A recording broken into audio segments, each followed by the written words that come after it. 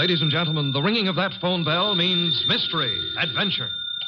Nero Wolfe's office, Archie Goodwin speaking. Mr. Wolfe? Yeah, he's right here. Who's this? Archie, hang up. Don't ask questions. You have a what? Archie, it's past your bedtime. Well, I'm afraid, Mr. Wolfe, it's past his bedtime. Your bedtime. It's a client, boss. That's what I was afraid of. Foolish.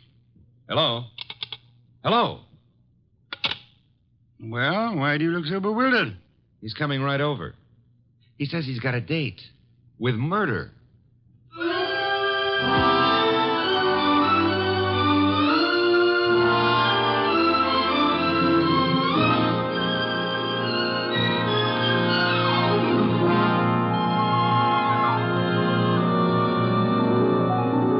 Ladies and gentlemen, it's the detective genius who rates the knife and fork the greatest tools ever invented by man. The ponderous, brilliant, and unpredictable Nero Wolfe. Created by Rex Stout and brought to you in a new series of adventures over this NBC network in the person of Mr. Sydney Greenstreet.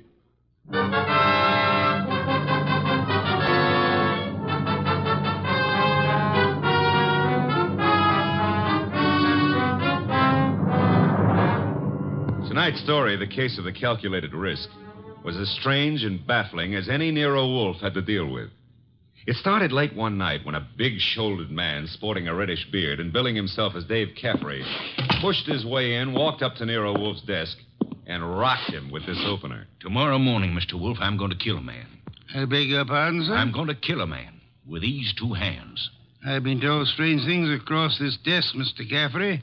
This is the first time a murderer has confided his intention to me in advance. This man you speak of. I'm not telling you his name. I'm not telling you where I'm going to meet him. This session tomorrow is going to be private and personal. But if anything happens to me between now and then, I want you to take over. Mr. Caffrey, do you seriously think I could assist you in a matter of private vengeance? That's not what I'm asking. This guy deserves to die. I plan to kill him with these two hands, me, myself.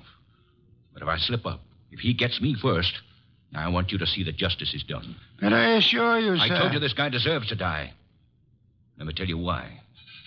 Years ago down south, there were three men in business together, partners. Me and two others.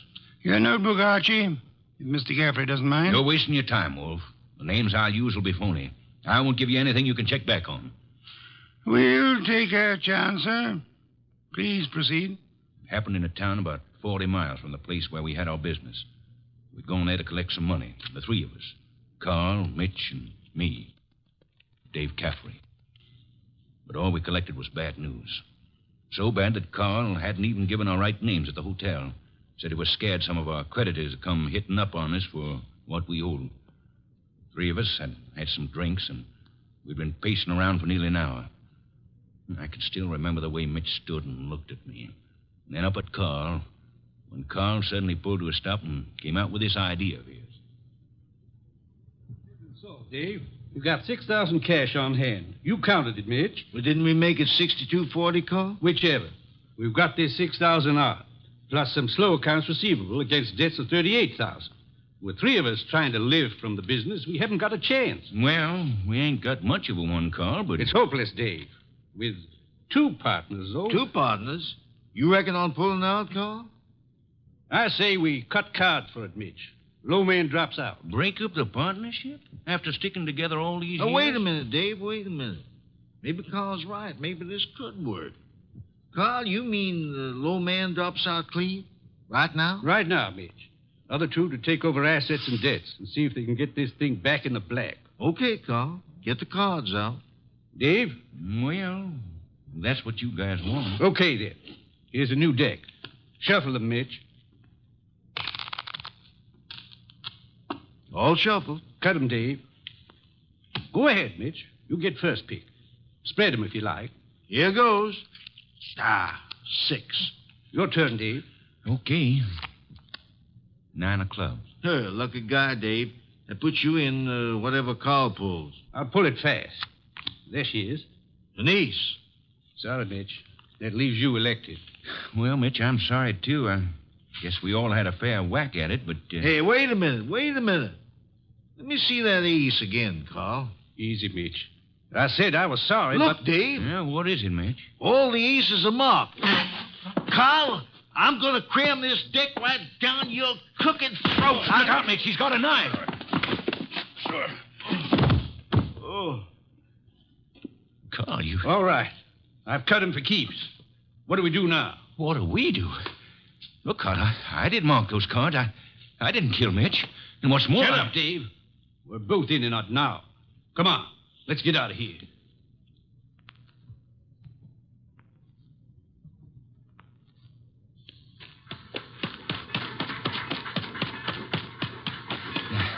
Now what, Carl? Look, Dave, this is where we split up. Two men together, easy to trace. You head one way, I go the other. Yeah, but the dough, I got no money. Here, I'll split up the 6,000. This is your half. Here, stick the envelope in your pocket. Now, grab that freight. Get set. I'll catch the next one going the other way. Get going, Dave!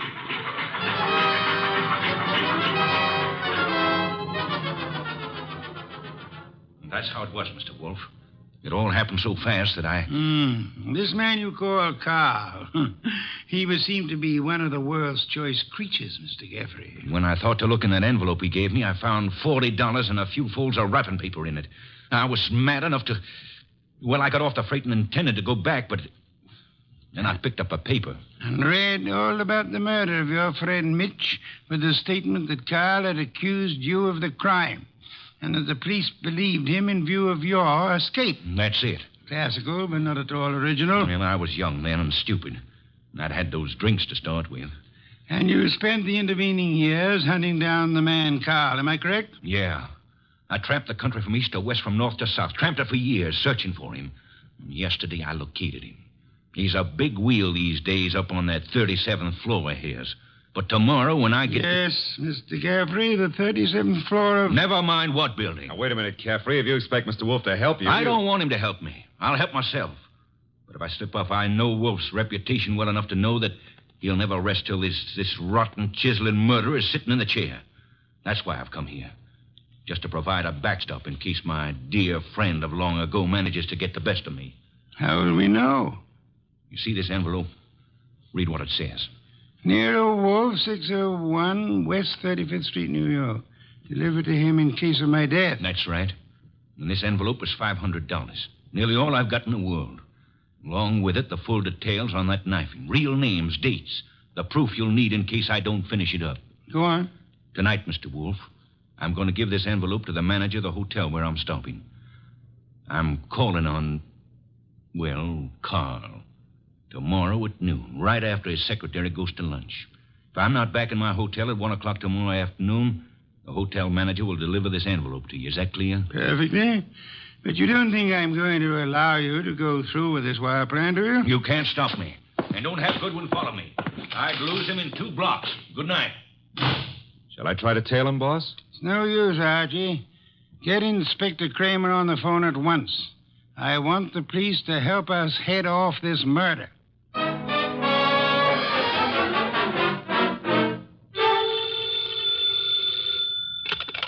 Nero Wolfe speaking. It's Archie. I'm calling from the morgue. And? They found Caffrey's body in a subway washroom, mugged and stabbed. Wallet gone, pockets cleaned out, no envelope. Just 2 hours ago he was here. No envelope, eh? Gone. Witnesses? None so far. Homicide's calling it straight mugging and robbery. As it well might look, except for Except for a guy named Carl.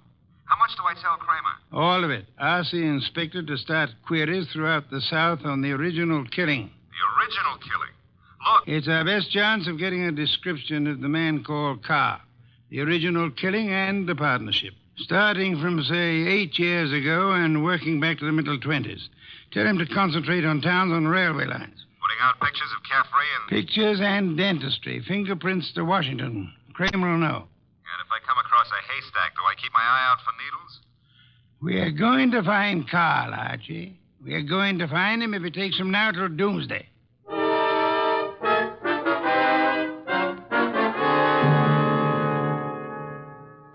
Mr. Wolfe, let's face it, we're licked. Licked, Archie? 3 days now. We found Caffrey's hotel here in New York. No traceable phone calls. Not a witness has turned up on that subway washroom party. And Kramer says he's getting nowhere with those answers from the Southland. The original story is bound to come slowly, Archie. We are asking a check on the unsolved killings of a dozen states over a 20-year period. And what now? You start trudging, Archie. Trudging. Through office buildings, through 37th floors of many office buildings. You keep trudging till we find him. Oh, now, wait a minute. Mr. Wolfe, this is a big city, remember? I might have to go through hundreds of buildings. This morning, Archie, the Municipal Reference Library informed me that there are exactly 34 buildings of 37 floors or higher in Manhattan. Now, when you rule out the United Nations building, hotels, Okay. Maybe not so many 37th floors, but lots of offices per floor. Maybe 40 or 50. Call it 30 times 40, and you've still got 1,200 to start with. And you don't know what kind of business. You don't know what Carl's real name is. You don't even know what he looks like. There could be 4,000 men like him. 4,000 affluent men, Archie? Yeah, well, all right. Caffrey said he was in the chips, though. You know, for a guy who'd been bumming around, that could mean anything from 10 grand a year up. Hey, wait a minute. That cuts your field to 1,000.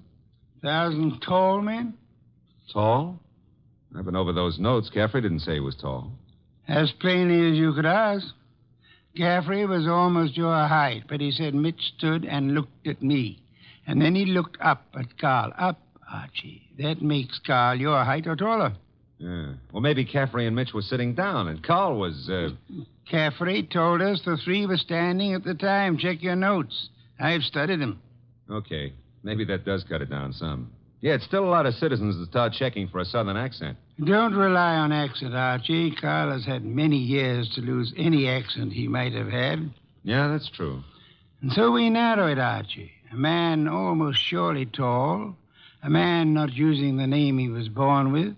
A man with an unexplained gap in his past. I ought to be able to reach right out and tap him. You go skeptical again, Archie. Well, it's still a pretty big haystack. Let's see if we can't trim it some more. On these building lists I've been going over, I've ruled out for now the members of professions requiring lengthy formal training.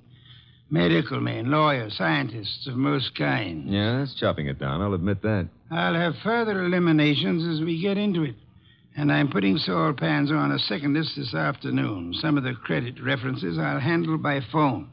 So I start trudging, huh? You start trudging. And remember, Archie, since you'll probably be operating through secretaries, you're looking for a murderer named Carl, not for a new set of telephone numbers to brighten your winter.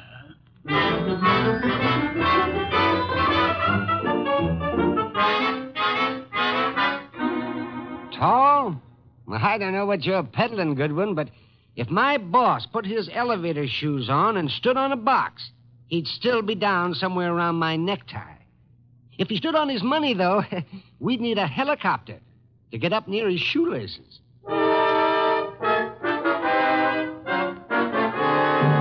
Oh, Miss Jonas, do you mind if I sit down? Why, of course not, Mr. Goodwin. Oh, thanks. You know, I've been in 12 offices on this floor, and you're the first girl who's seen the importance of this survey first crack out of the box. Well, I'm sort of new here, and I try to pay attention. Oh, you're not just beautiful. You've got a head on you. Is Mr. McLean in? Well, he's at lunch right now. Lunch? Oh, that reminds me. Know any good restaurants up this way? Well, I was just going to the downstairs drugstore myself, but I wouldn't say Well, that... come on. Put your bonnet on and let's skip the drugstore. This meal is on the Executive Resources Survey.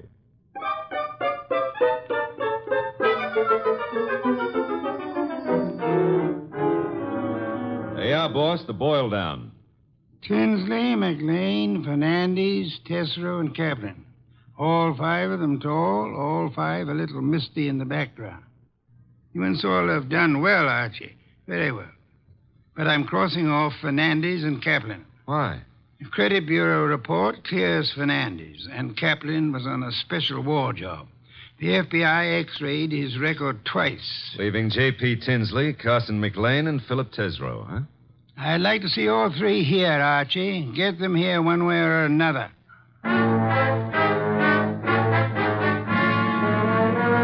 And so you do admit that Tinsley isn't your real name. Mr. Wolfe, are you a blackmailer or what? I'm a licensed private investigator, sir. Any disclosure you make will be kept in confidence, provided it doesn't touch on the case I'm engaged on. You haven't said what the case is. I don't intend to.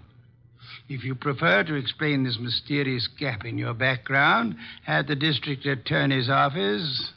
Well, I'm using the name Tinsley because I've got an undivorced first wife out on the coast. We broke up 20 years ago, but she said she'd see to it that I never married again. And she knew where I was today. Well, I don't say I'm a saint, but she's a vindictive woman.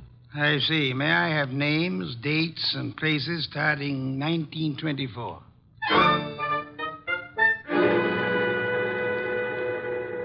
I can't quite understand your interest, Mr. Wolfe. It's rather complicated, to put it briefly, Mr. McLean. I'm working in the interest of a client. Our people have found this puzzling gap in your background, and I'd appreciate such clarification as you may be able to supply. But I told you, Mr. Goodwin, I was raised and educated in the Orient. Until 32, I was in business with my father in China. Where you say your father died? Died. With the Depression, I returned to New York, started this importing business in a small way, weathered through the early 30s, and I think my bankers can assure you of my standing today. They've done so. Carson, McLean and Company has an excellent credit rating. Thank you, Mr. Wolfe. To switch somewhat abruptly, Mr. McLean, would you happen to remember how you spent the evening of the 19th? Of this month? Of this month? Well, I could hardly... Wait. You say the 19th. Would that have been on a Tuesday? Yes, it was Tuesday. Well, that simplifies it. I'm nearly always at the office on Tuesday nights dictating the revisions in our weekly wholesalers' lists. Let me see. Yes, I was there on the 19th. Had a tray sent in. Miss Tunis and I worked till just after midnight. Miss Helen Tunis, the secretary Mr. Goodwin spoke of. She's been with me for 2 or 3 months. Miss Tunis can confirm this dictation on the night of the 19th? Of course. And Mr. Wolfe, your manner is so persuasive that I'd scarcely realize you're asking some extraordinary searching questions. May I ask why in the world you... If you'll indulge me, Mr. McLean, my prying is nearly concluded. You say you were in China until 1932.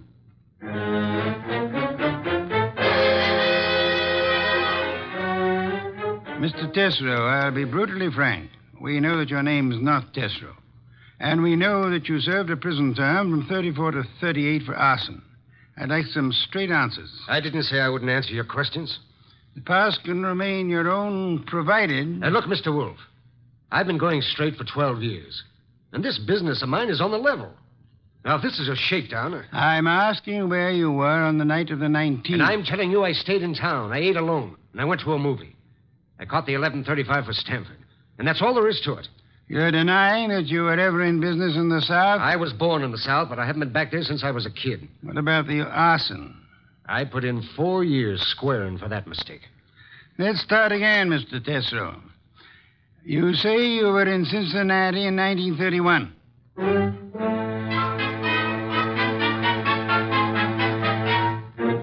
Okay, Mr. Wolfe, 3 candidates, and we're still on the 1-yard line. Our 1-yard line. Tesreau, McLean, Tinsley. No, rule out McLean. He gave references enough for those years in China. And with Helen Tunis, he's got the one firm alibi we've laid on to. Caffrey was killed before midnight. With conditions as they are in the Far East, Archie, it'll be weeks before cables came back on McLean's claims. Claims? You figure the whole Chinese background's a fake? I want you to see Miss Tunis again, Archie, taking all precautions for her safety. And this is one time I give you permission to ply her with all the attentions you can contrive. Are we far enough to pull tails on any of these 3? I've got Saul pans on Tesreau. And Saul promised to have men on Tinsley and McLean. Pictures of the 3 have gone to Kramer for circulation in the South. Oh. No answer yet from the coast on Tinsley, huh? Not yet. For the moment, Archie, you'll concentrate on Helen Tunis.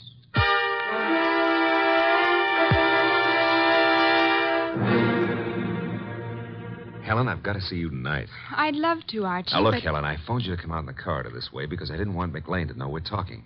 Do you still say you got that new mink coat on your own money? Mr. Goodwin, I don't know what right you Helen, have if you get 5 guys to buy you stuff, it's your business. Mr. McLean said his wife might be sending detectives around. You can go right back to your old Mrs. McLean and tell her that I... Easy, Helen, easy. He was dictating to me. You know, baby, the harder you lie, the prettier you look. But if this is a fake alibi, and if you keep propping it up, you're going to find yourself in trouble. Bad trouble. Now, how about it? Do I see you at your apartment tonight, or would you rather come down with me to Nero Wolfe's right now? Archie, All right. I can't go with you now, and I've got a dinner date with my aunt tonight that I can't break, but I'll try to be back at my apartment by 11.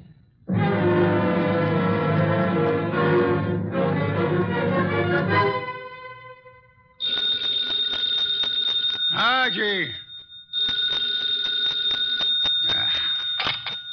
Nero Wolfe speaking. This is Archie, Mr. Wolfe. I'm at Helen Tunis's apartment. Well, I could cut my throat for not making her come with me this afternoon. trouble? Not for her anymore, poor kid.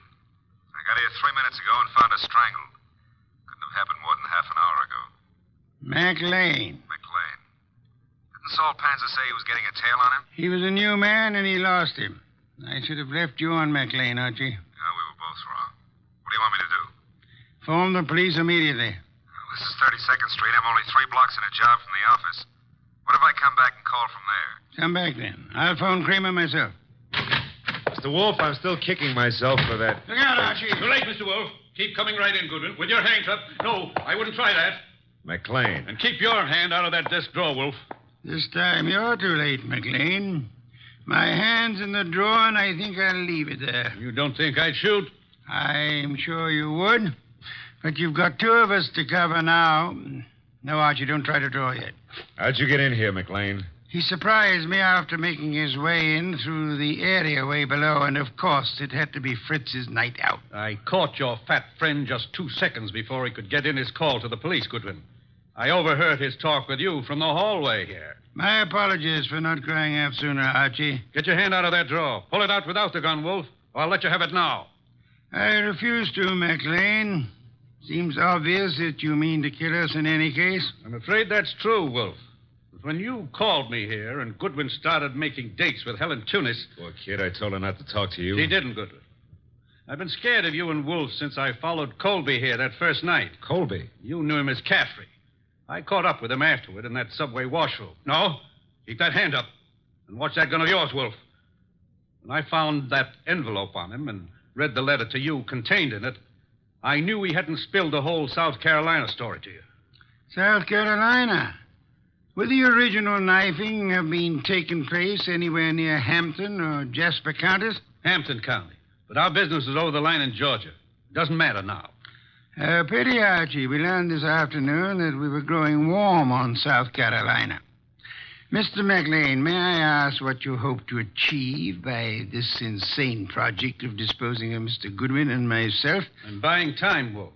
I've $90,000 in small bills in that bag there, plus a plane ticket to Buenos Aires. I've got a silencer on this gun. If you 2 aren't found till tomorrow morning, I'll be out of the country before they start looking for me. You don't think the police will put out an alarm for you when they find the body of Helen Tunis? Goodwin left it to you to report that. Remember? Let's remind ourselves to be prompter on reporting deaths, Archie. Starting with our own, Mr. Wolfe? Glad you can take it that way, Goodwin. You actually think you can knock the 2 of us off? I'm about to find out, Goodwin. One moment, McLean. You've never been a real gambler. You know that. With marked cards, of course. But you're not the man to face a sure loss now. A sure loss? The loss of your life.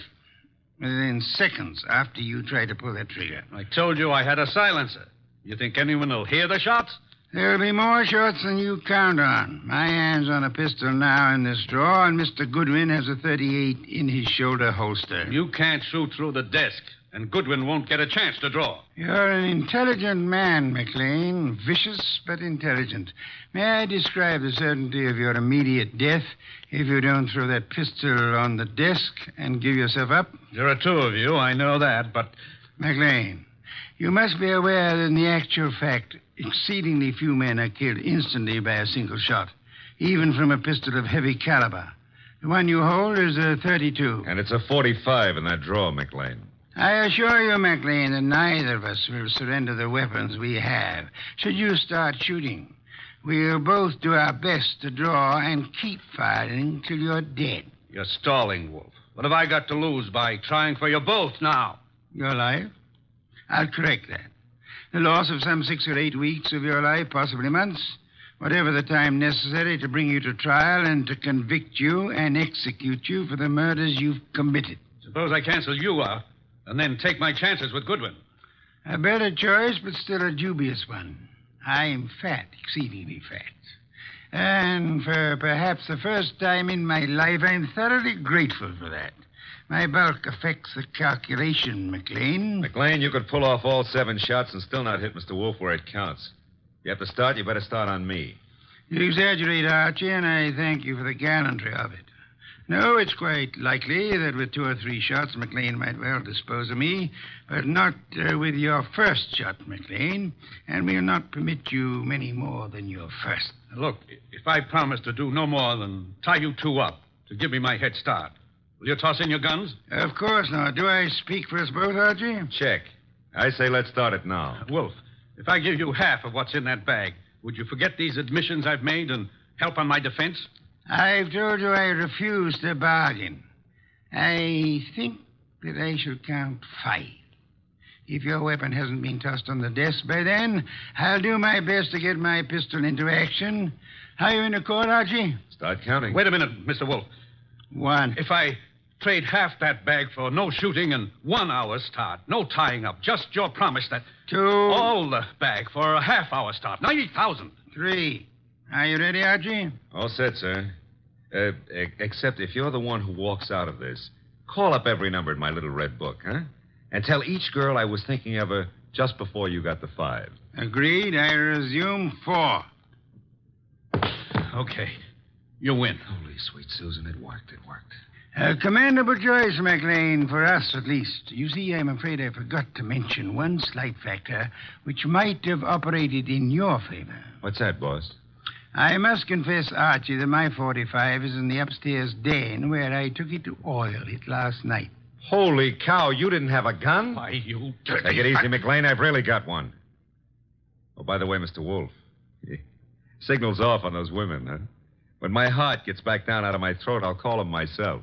I'll trouble you for a beer first, Archie. And then, if you'll be good enough to phone Inspector Kramer, you can bid him pick up his triple murderer.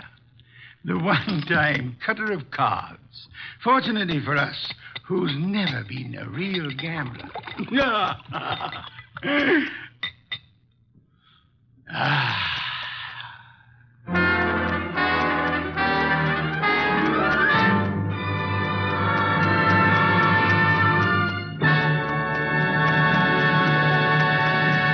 You have been listening to The New Adventures of Nero Wolfe, starring Sydney Greenstreet.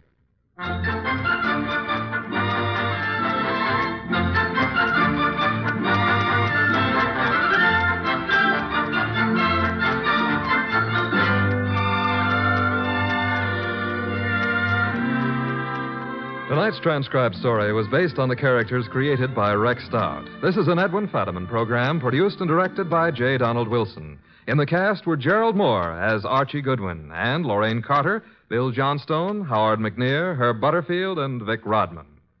Next week at this same time, Nero Wolfe and Archie will bring you The Case of the Phantom Fingers. Don Stanley speaking. 3 chimes mean good times on NBC.